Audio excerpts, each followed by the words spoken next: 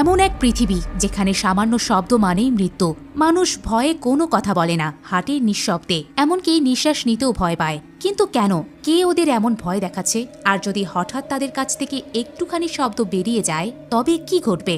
সব রহস্য আর ভয়ঙ্কর সত্য জানতে হলে পুরো ভিডিওটি অবশ্যই শেষ পর্যন্ত দেখুন। মুভিটি শুরু হয় একটা নির্জন বাজারে, যেখানে আমরা দেখি একটা পরিবার চুপচাপ প্রয়োজনীয় জিনিসপত্র সংগ্রহ করছে। তারা এতটাই ভীত ছিল যে তারা একে অপরের সাথে কথাও বলতে পারছিল না। তারা কেবল ইশারার মাধ্যমে একে অপরকে ব্যাখ্যা করছিল। এখানে এমন কিছু ছিল যা তাদেরকে একেবারে চুপ করে থাকতে বাধ্য করছিল। এই পরিবারের প্রধানের নাম লি, আর তার স্ত্রীর নাম এভিলিন। তার বড় মেয়ে রিগান, যে ছোটবেলা থেকেই কানে শোনে না, এবং তাদের আরো দুটো ছেলে রয়েছে। একজনের নাম মার্কাস আর আরেকজনের নাম বউ। বউ বয়সে অনেক ছোট, তাই সে অনেক কিছুই বুঝতে পারে না। সে উপরের আলমারিতে একটা খেলনা রকেট দেখতে পায়।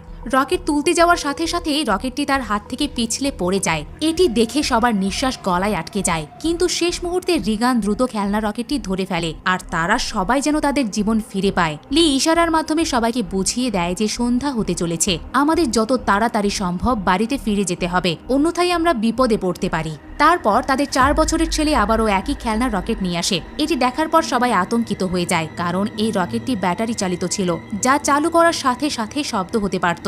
লি তার ছেলের হাত থেকে রকেটটি নিয়ে ব্যাটারিটি সরিয়ে টেবিলের ওপরে রাখে। এরপর সবাই বাড়ির দিকে রওনা হতে শুরু করে, কিন্তু সে বারবার সেই রকেটটি তার সাথে নেওয়ার জন্য জোর করছিল। তাই রিগান গোপনে তাকে ওই ব্যাটারিবিহীন রকেটটি দেয়, আর সেও দোকান থেকে বেরিয়ে যায়। কিন্তু তারপর সেই শিশুটির রকেটের ব্যাটারিও তুলে নেয়। এরপর তারা 4 জনই লাইন ধরে বাড়ির দিকে এগিয়ে যেতে শুরু করে। তারপর আমরা দেখতে পাই আলোয় জলজল করা এই শহরটি একসময় যানবাহনের শব্দ এবং মানুষের ভিড়ে ভরে যেত, কিন্তু আজ এই শহরটি সম্পূর্ণ নির্জন এবং নীরবতায় ডুবে রয়েছে। এখানে কেবল মানুষের শব্দই নয়, পাখির শব্দও শোনা যাচ্ছে না। চারিদিকে এক ভয়াবহ নীরবতা। এখন সমগ্র পৃথিবীতে খুব কম মানুষই বেঁচে আছে, যার মধ্যে এই 5 জন রয়েছে। এখানে আমরা দেখতে পাই যে তারা লাইন থেকে তাদের বাড়িতে বালি ছড়িয়ে দিয়েছে। এটার উপরে তারা খালি পায়ে হাঁটছে, যাতে তাদের পায়ের শব্দ শোনা না যায়। বউ রিগানের পিছনে ছিল, সে রকেটটি নিয়ে খুব খুশি ছিল। তারপর বউ রকেটে ব্যাটারি ঢুকিয়ে তা চালু করে ফেলে, যার ফলে রকেটের সঙ্গীত বাজতে শুরু করে। রিগান শুনতে পায়নি, তাই সে কণ্ঠস্বরের দিকে মনোযোগ দেয়নি। কিন্তু লি এবং এলেন যখন এটি শুনতে পায় তখন তারা দুজনেই খুব ঘাবড়ে যায়। তারপর হঠাৎ ঘন জঙ্গল দিয়ে একটা ভয়ঙ্কর দানব বেরিয়ে এসে বুলেটের গতিতে বোর দিকে এগিয়ে যেতে শুরু করে। লি দ্রুত খেলনাটি বন্ধ করার জন্য বোর দিকে ছুটে যায়। ততক্ষণে অনেক দেরি হয়ে গিয়েছে। সেই দানব বউকে সাথে করে নিয়ে চলে যায়। এরপর 1 বছর কেটে গিয়েছে। লি এবং তার পরিবার এই পরিস্থিতিতে বাস করতে শিখে গিয়েছে। লি তার বাড়িতে একটা গবেষণা কক্ষ তৈরি করেছিল, যেখানে সে সেই দানব সম্পর্কে সম্পূর্ণ তথ্য পেয়েছিল। এখানে আমরা সেই ভয়ঙ্কর দানব সম্পর্কে জানতে পারি, যা কয়েক কিলোমিটার দূর থেকেও সামান্যতম শব্দ শনাক্ত করতে পারে। তবে সেই দানবটি সম্পূর্ণ অন্ধ ছিল, কিন্তু তার শ্রবণ শক্তি এতটাই তীক্ষ্ণ যে সে বাতাসের সামান্যতম কম্পন এবং সবচেয়ে ক্ষীণতম শব্দ অনুভব করতে পারত। এই দানবের ত্বক লোহার চেয়েও শক্তিশালী ছিল, যা তাদের বুলেট এবং যে কোনো অস্ত্র থেকে রক্ষা করত। আসলে 1 বছর আগে এই দানবটি মহাকাশ থেকে একটা মেট্রোওয়েভের মাধ্যমে পৃথিবীতে এসেছিল। এই দানবগুলো এত দ্রুততম ছিল যে অল্প সময়ের মধ্যে তারা সারা পৃথিবীতে ছড়িয়ে পড়ে এবং এই পৃথিবী থেকে মানুষের প্রায় সমস্ত চিহ্ন মুছে ফেলে। এই দানবদের হাত থেকে বাঁচার একটাই উপায় ছিল, তা হলো চুপ থাকা। কারণ লি এবং তার পরিবার এই গোপন রহস্য জানত। সেই কারণে সে নিজের জন্য সম্পূর্ণ নিরাপত্তা নিশ্চিত করেছিল। লি তার বাড়ির চারিপাশে সিসিটিভি ক্যামেরা স্থাপন করেছিল, যাতে সে দানবের আগমনের তথ্য পেতে পারে। এছাড়াও লি সিঁড়ি এবং পথের ধাপে বিশেষ চিহ্ন রেখেছিল, যাতে দানবরা তাদের পায়ের শব্দ শুনতে না পায়। লি তার বাড়ির একটা ভূগর্ভস্থ ব্যাংকারও তৈরি করেছিল, যেখানে সে ওই দানবদের উপর গবেষণা করত। সে আরও জানতে পারছিল যে ওই এলাকায় মোট 3টি দানব উপস্থিত ছিল। এখন লি সেই দানবদের দুর্বলতা খুঁজে বের করার চেষ্টা করছিল। একই সাথে লি রেডিওর মাধ্যমে সারা বিশ্বে সাহায্যের সংকেত পাঠাচ্ছিল, কিন্তু এখন পর্যন্ত সে কারো সাথে যোগাযোগ করতে পারেনি। এখানে আমরা জানতে পারি যে এলেন গর্ভবতী, সে শীঘ্রই একটা শিশুর জন্ম দিতে চলেছে। এখন যেহেতু এই শিশুটির জন্মের পর কাঁদতে শুরু করবে, তাই তারা তাদের নবজাতক সন্তানের জন্য একটি শব্দরোধী বক্স তৈরি করেছে, যাতে যখনই শিশুটি কাঁদবে তখন তারা তার মুখে একটা অক্সিজেন মাস্ক লাগিয়ে সেই বক্সে লুকিয়ে রাখতে পারে। এই কঠিন পরিস্থিতিতে দানবের হাত থেকে পালানোর জন্য প্রস্তুত থাকা খুবই গুরুত্বপূর্ণ ছিল, কিন্তু লির বড় মেয়ে রিগান কানে শোনে না। এই অভাব তার জন্য একটা বড় সমস্যা হয়ে ওঠে, তাই লি এই অভাব কাটিয়ে ওঠার চেষ্টা করছিল। লি তার মেয়ে রিগানের জন্য একটা ক্লিয়ার হিয়ারিং অ্যাম্পলিফায়ার তৈরি করে রিগানকে দেয়, কিন্তু রিগান এই অ্যাম্পলিফায়ার নিয়ে খুশি ছিল না, কারণ সে মনে করছিল যে সবসময় এই অ্যাম্পলিফায়ারটি কাজ করবে না, কারণ লি ইতিমধ্যেই তার মেয়ে রিগানের জন্য অনেক অ্যাম্পলিফায়ার তৈরি করে ফেলেছে। সেই কারণেই রিগান প্রথমে অ্যাম্পলিফায়ারটি ফেলে দেয়, কিন্তু যখন সে অ্যাম্পলিফায়ারটি পরীক্ষা করে তখন অ্যাম্পলিফায়ারটি কাজ করতে শুরু করে। বাইরের জগতে শব্দ শোনার সাথে সাথে সে আনন্দে কাঁদতে শুরু করে এবং রিগান তার ছোট ভাইকেও মনে করে। রিগান এখনও তার ভাইয়ের মৃত্যুর জন্য নিজেকে দোষারোপ করে। এর থেকে বোঝা যায় যে যদি সে সেদিন তার ভাইকে খেলনার রকেটটি না দিত তাহলে তার ভাই আজকে বেঁচে থাকতো। রিগান তার বাবার কাজে সাহায্য করতে চেয়েছিল, তাই রিগান তার বাবার ভূগর্ভস্থ ব্যাংকারের দিকে যেতে শুরু করে, কিন্তু তারপর তার বাবা তাকে ভেতরে ঢুকতে দেয় না, কারণ 1 বছর আগে রিগান তার ছোট ভাইকে একটা খেলনা রকেট দেওয়ার ভুলের কারণে সে আর রিগানকে বিশ্বাস করে না। সে ভয় পায় যে নিজের ভূগর্ভস্থ ব্যাংকারে মাইক্রোফোন, রেডিও এবং আরো অনেক কিছু রয়েছে। যদি ভুল করে রিগানের হাত এমন কিছুর সংস্পর্শে আসে যা শব্দ তৈরি করবে, তখনই তাদের জীবন বিপদে পড়তে পারে। পরের দিন লি তার ছেলে মার্কাসের সাথে নদীতে মাছ ধরতে যায়। রিগানও তাদের সাথে যেতে চেয়েছিল। রিগান তার বাবাকে অনুরোধ করে যেন তাকেও তাদের সাথে নিয়ে যায়, কিন্তু লি তাকে সাথে নিতে অস্বীকৃতি জানায়। সে রিগানকে বলে, তোমার মা বাড়িতে একা, তাই তুমি বাড়িতে তোমার মায়ের যত্ন নিও। এরপর লি মার্কাসের সাথে নদীর দিকে চলে যায়। রিগান এ নিয়ে খুব মন খারাপ করে। সে মনে করে যে তার বাবা তাকে ভালোবাসে না, তাই সে তার ব্যাগ গুছিয়ে ঘর থেকে বেরিয়ে সোজা সেই জায়গায় চলে এলো যেখানে তার ভাইকে দানব হত্যা করেছিল। সে তার ভাইয়ের কবরের কাছে শুয়ে কাঁদতে শুরু করে। কিছুক্ষণ পর রিগান সেখানে ঘুমিয়ে পড়ে। অন্যদিকে এলেন বাড়িতে একা ছিল। কিছুক্ষণ পর সে বেসমেন্ট থেকে ধোয়া কাপড় বের করে একটা বস্তায় ভরছিল। তারপর সিঁড়ির একটা পেরেক সেই বস্তায় আটকে গিয়ে সোজা হয়ে গেল। সেই ধারালো পেরেকটি ঠিক তার পায়ের নিচে ছিল, কিন্তু এলিন তা দেখতে পায় না। এদিকে লি এবং মার্কাস মাছ ধরতে ব্যস্ত ছিল। কিছুক্ষণ পর লি তার ছেলে মার্কাসকে একটা জলপ্রপাতের কাছে নিয়ে এসে তার ছেলেকে বলে, তুমি এখানে কথা বলতে পারো, কারণ জলপ্রপাতের কারণে তোমার কণ্ঠস্বর লুকিয়ে যাবে। তোমার কণ্ঠস্বর সেই দানব পর্যন্ত পৌঁছাবে না। এখন তুমি খোলাখুলি কথা বলতে পারো। তারা দুজনেই জলপ্রপাতের কাছে এসে কথা বলতে শুরু করে। মার্কাস জিজ্ঞেস করে সে কি বোর মৃত্যুর জন্য রিগানকে দায়ী করে কিনা, যার উত্তরে লি বলে বইয়ের সাথে যা ঘটেছে তা কারো দোষ নয়। তারপর মার্কাস লিকে বলে, রিগান এখনো বইয়ের মৃত্যুর জন্য নিজেকে দোষারোপ করে, তাই তোমার উচিত রিগানকে এটা বোঝানো যে সেই দিন তার দোষ ছিল না। এদিকে এলিন তার মৃত ছেলের স্মৃতিচারণ করতে গিয়ে তার ছবি ধরে কাঁদছিল। তারপর হঠাৎ তার প্রসব বেদনা শুরু হয়। তার মানে তার প্রসবের সময় হয়ে গিয়েছে। সে দ্রুত ছবির ফ্রেম হাতে নিয়ে বেসমেন্টের দিকে হাঁটতে শুরু করে, কিন্তু তারপর সিঁড়ি দিয়ে নামার তাড়াহুড়োয় তার পা সেই ধারালো পেরেকের উপর আটকে যায়। এলিন ব্যথায় চিৎকার করে উঠল, কিন্তু কোনো শব্দ করল না। কিন্তু তার ছেলের ছবির ফ্রেমটি হাত থেকে নিচে পড়ে গিয়ে প্রচন্ড শব্দ হয়। এলিন কোনোভাবে পেরেক থেকে তার পা টেনে বের করে আনে। সে সময় সে এত ব্যথা অনুভব করে যে তার মুখ সম্পূর্ণ লাল হয়ে গিয়েছে। তবে সে নিজেকে নিয়ন্ত্রণ করে, এমনকি সে মুখ থেকে একটা দীর্ঘশ্বাস পর্যন্ত বের করল না, কারণ সে জানতো যে শব্দ করা মানে মৃত্যুকে আমন্ত্রণ জানানো। সে অনেক কষ্টে নিচে নেমে লাইটের সুইচটি অন করে, যার ফলে বাইরে লাল আলো জ্বলে ওঠে। তারপর সে উপরে যেতে শুরু করে, কিন্তু সেখানে সে এমন কিছু দেখতে পায় যার ফলে তার গলায় নিঃশ্বাস আটকে যায়। আসলে সেই দানবটি তার বাড়িতে এসেছিল। এলিনের হাত থেকে যখন ছবির ফ্রেমটি পড়ে গিয়েছিল তখনই দানব শব্দটি শুনতে পায়। এলিন ভয়ে কাঁপতে কাঁপতে দেয়ালের আড়ালে লুকিয়ে পড়ে। অন্যদিকে লি এবং মার্কাস মাছ ধরার পর বাড়ি ফিরছিল। তারপর দূর থেকে সে দেখতে পায় বাড়ির চারপাশে লাল আলো জ্বলছে। এটা দেখে লি বুঝতে পারে যে এলিনের বিপদ হয়েছে। সে তৎক্ষণাৎ বাড়ির দিকে দৌড়ে যায়। এদিকে এলিন দেয়ালের আড়ালে লুকিয়ে ভয়ে কাঁপছিল। সেই দানবটি বাড়ির প্রতিটি কোণে তাকে খুঁজছিল। তারপর এলিন বেসমেন্টে একটা টাইমার খুঁজে পায়। এখানে এলিন বুদ্ধিমত্তার সাথে কাজ করে। কয়েক সেকেন্ডের জন্য টাইমার সেট করে এটি একটা কোণে রাখে এবং দ্রুত অন্য কোণে চলে যায়। ইতিমধ্যে সেই দানবটি সেখানে কিছু নড়াচড়া টের পায় আর ধীরে ধীরে সেই জায়গার দিকে এগিয়ে যেতে শুরু করে। সে এলিনের খুব কাছাকাছি ছিল। প্রথমত এলিনের প্রসব বেদনা হচ্ছিল, দ্বিতীয়ত সেই দানবের ভয়ও ছিল। কিন্তু এলিন নিজেকে সম্পূর্ণরূপে নিয়ন্ত্রণ করে একেবারে চুপচাপ বসে থাকে। ঠিক তখনই টাইমারে অ্যালার্ম বেজে ওঠে। তা শুনে দানবটি দ্রুত সেই দিকে দৌড়ে যায়। এই সুযোগটি কাজে লাগিয়ে এলিন দ্রুত ভূগর্ভস্থ বেসমেন্ট থেকে বেরিয়ে আসে। কিন্তু যখন সে মূল দরজা থেকে বেরিয়ে আসতে যাচ্ছিল তখন সে ঘরের বাইরে আরো একটা দানবকে ঘোরাফেরা করতে দেখে। তাই এলিন সেখানে দেয়ালের সাথে লুকিয়ে থাকে। এদিকে লি মার্কাসের সাথে দূর থেকে এসব দেখছিল। লি এসব দেখে বুঝতে পারে সে যদি এখন তার স্ত্রীকে বাঁচানোর জন্য আসে তাহলে সেই স্ত্রীকে বাঁচানোর পরিবর্তে প্রাণ হারাবে, কারণ এই দানবের শরীর এতটাই শক্তিশালী যে তাকে বন্দুক দিয়ে হত্যা করা অসম্ভব। তাই সে তার তৈরি করা পরিকল্পনা অনুযায়ী কাজ শুরু করে। ফ্লেয়ার রকেটগুলি দ্রুত গুলি করতে বলে। এরপর মার্কাস দ্রুত রকেটের দিকে দৌড়ে যায়। অন্যদিকে এলিন প্রচন্ড ব্যথায় দৌড়ে উপরের তলার দিকে যায়। এখন সে আর সহ্য করতে পারছিল না। সে বাচ্চাটির জন্ম দিতে যাচ্ছিল। ঠিক তখনই দানবটি তার কান্নার শব্দ শুনে সেখানে চলে যায়। এখন এলিন বুঝতে পারে যে তার বেঁচে থাকা একদম অসম্ভব। তারপরে মার্কাস রকেট ছুড়ে মারল, যার ফলে আকাশে তীব্র শব্দে আগুন জ্বলতে শুরু করে। এই শব্দ শুনে দানবটি এলিনকে সেখানে রেখে দ্রুত শব্দের দিকে দৌড়ে যায়। একই মুহূর্তে এলিন জোরে চিৎকার করে ওঠে, যার কণ্ঠস্বর রকেটের শব্দে ডুবে যায়। রিগান দূর থেকে রকেটের শব্দ এবং আলো দেখতে পেয়ে বাড়ির দিকে রওনা দেয়। কিছুক্ষণ পর লি বন্দুক নিয়ে বাড়ির ভেতরে আসে। সে দেখতে পায় সিঁড়িতে রক্তাক্ত পায়ের ছাপ। লি পথ অনুসরণ করে বাথরুমে পৌঁছায়। সেখানে পৌঁছে সে দেখতে পায় যে বাথরুমটি রক্তে লাল হয়ে গিয়েছে।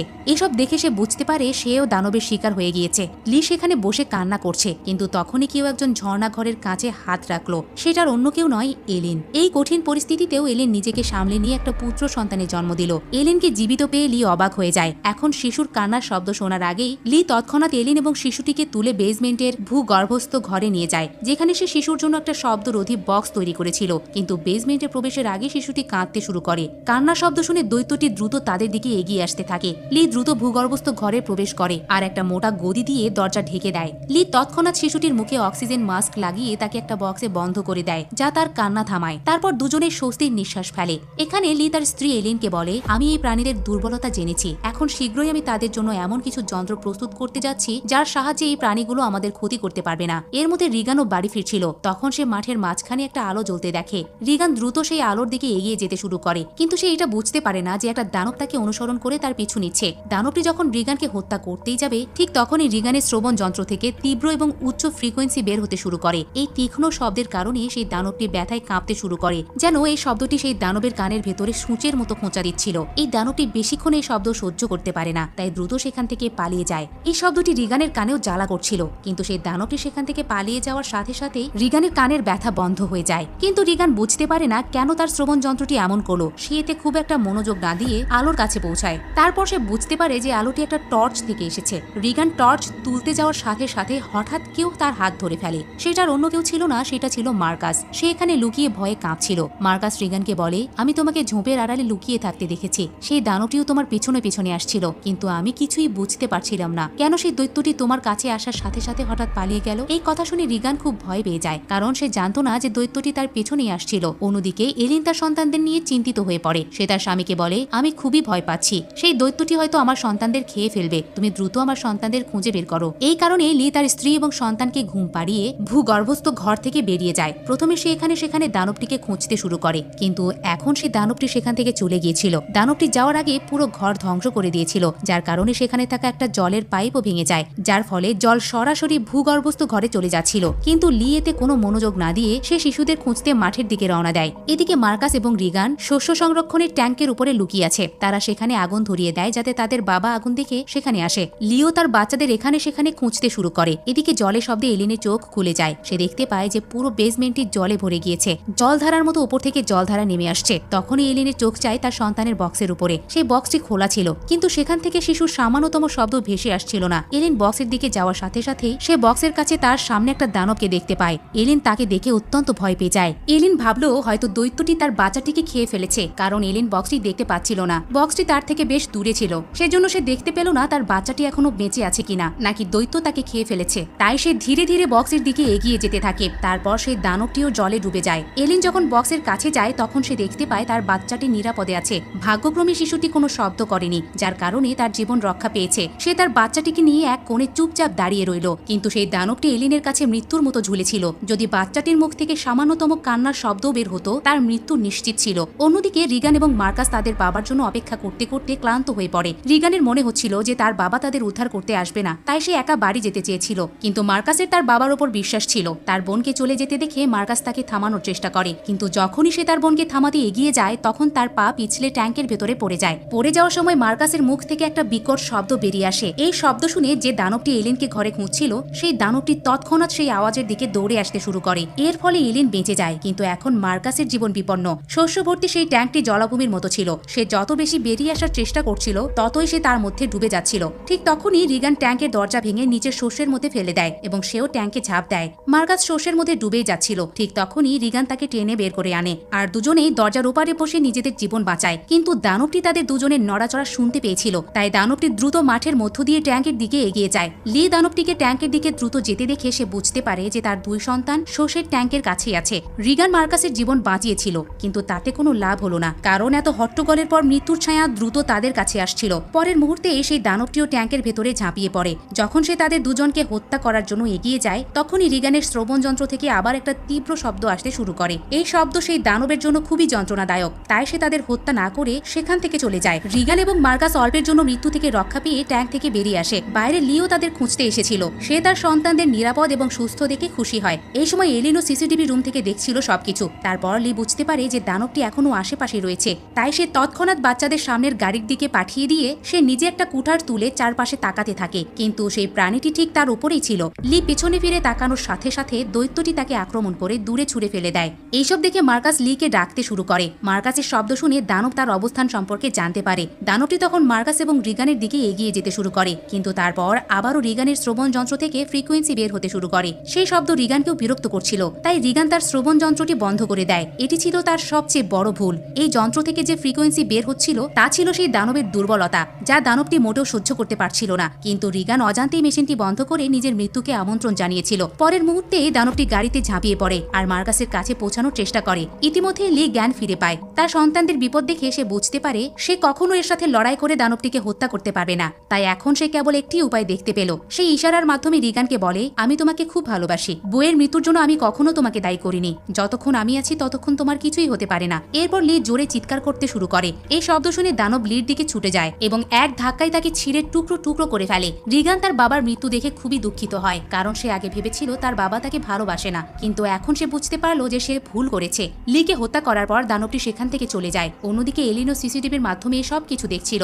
একই সাথে রিগান গাড়ি স্টার্ট করে তার ভাইয়ের সাথে বাড়িতে যায়। এলিন তার বাচ্চাদের নিরাপদে দেখতে পেয়ে তাদের জড়িয়ে ধরে। তারপর এলিন দেখতে পায় যে দানবটি এবার তাদের দিকেই আসছে। এরপরে লোকেরা দ্রুত বাড়ির ভেতরে চলে যায়, যেখানে মার্কাস এবং রিগান তাদের ছোট ভাইয়ের দেখাশোনা করে। রিগান তখন দেখতে পায় যে তার বাবা তার ককলিয়ার ইমপ্লান্ট করানোর জন্য কতটা পরিশ্রম করেছেন। এখন সে তার বাবাকে অনেক মিস করতে শুরু করে। কিছুক্ষণ পর সেই দানবটি তাদের বাড়িতে প্রবেশ করে। এলিন তার দিকে বন্দুক তাক করে তার সামনেই দাঁড়িয়েছিল। এলিনের কাছে একটা বন্দুক ছিল, কিন্তু সে জানতো যে তার গুলি সেই দানবের মোটা চামড়ার কোনো ক্ষতি করবে না। তাই এখন সে তার চোখের সামনে তার মৃত্যু দেখতে পাচ্ছিল। কিন্তু যখনই এই দানবটি সেই লোকদের হত্যা করতে এগিয়ে গেল, রিগান হঠাৎ তার কানে ব্যথা শুরু করে। অন্যদিকে সে দেখতে পেল যে দৈত্যটিও হঠাৎ ব্যথায় ছটফট করতে শুরু করেছে। অর্থাৎ রিগানের কানে ব্যথা শুরু হওয়ার সাথে সাথেই অন্য পাশে সেই দৈত্যটিও তার চেয়ে অনেক গুণ বেশি ব্যথা অনুভব করতে শুরু করে। রিগান বুঝতে পারে যে তার বাবার তৈরি হিয়ারিং এইডটির সাথে এই দৈত্যের কিছু সম্পর্ক রয়েছে। তারপর রিগানের দৃষ্টি তার বাবার গবেষণার দিকে আকৃষ্ট হয়, যেখানে দেখা যায় যে তার হিয়ারিং এইড থেকে আসা হাই পিচ ফ্রিকোয়েন্সি সেই দৈত্যের দুর্বলতা। রিগান এবার বুঝতে পারে যে যখনই ওই দৈত্যটি তার কাছে আসে তখনই তার কানে ব্যথা কেন শুরু হয় আর দৈত্যটি কেন পালিয়ে যায়। রিগান দ্রুত তার কানের ককলিয়ার ইমপ্ল্যান্টের শক্তি বাড়িয়ে দেয়। উচ্চ ফ্রিকোয়েন্সি শব্দ থেকে বেরিয়ে আসা দৈত্যটি হঠাৎ ব্যথায় চটপট করতে শুরু করে। মনে হচ্ছিল যেন উচ্চ ফ্রিকোয়েন্সির শব্দটি সেই দৈত্যের সারা শরীরে সূচের মতো বিঁধে যাচ্ছিল। এখানে রিগানের মাও বুঝতে পারে যে এই সমস্ত জাদু ককলিয়ার ইমপ্ল্যান্টের কারণে, কিন্তু শক্তি বৃদ্ধির কারণে রিগানের কানেও ব্যথা শুরু হয়। তাই রিগান বুদ্ধি করে শ্রবণ যন্ত্রটি সেখানে রাখা একটা মাইক্রোফোনের সাথে সংযুক্ত করে, যার ফলে উচ্চ ফ্রিকোয়েন্সি শব্দ তরঙ্গ আরো বেশি হয়ে যায়। এখন এই দানবটি প্রচন্ড ব্যথায় ভুগছিল এবং তার মাথার খুলির বর্মটি নিজে থেকে খুলতে শুরু করেছিল। বর্মটি খোলার সাথে তার মুখটি দৃশ্যমান হওয়ার সাথে সাথে এলিন সরাসরি তার মুখের উপর একটা শর্ট গুলি চালান, যার ফলে তার খুলি বেলুনের মতো ফেটে যায় আর অবশেষে সেই দানবটি মারা যায়। তবে বিপদ তখনও শেষ হয়নি। গুলির শব্দ শুনে এলাকার উপস্থিত অন্য দানবও তাদের দিকে আসতে শুরু করে। কিন্তু এখন এলিন এবং রেগান সেই দানবদের দুর্বলতা বুঝতে পেরেছিল। তাই রেগান মাইকটি পূর্ণ ভলিউমে চালু করে আর এলিন সেই দানবদের হত্যা করার জন্য প্রস্তুত হয়। এর সাথে শেষ হয় মুভিটি। এই ছিল আজকের গল্প, যেখানে নীরবতা মানেই বেঁচে থাকা।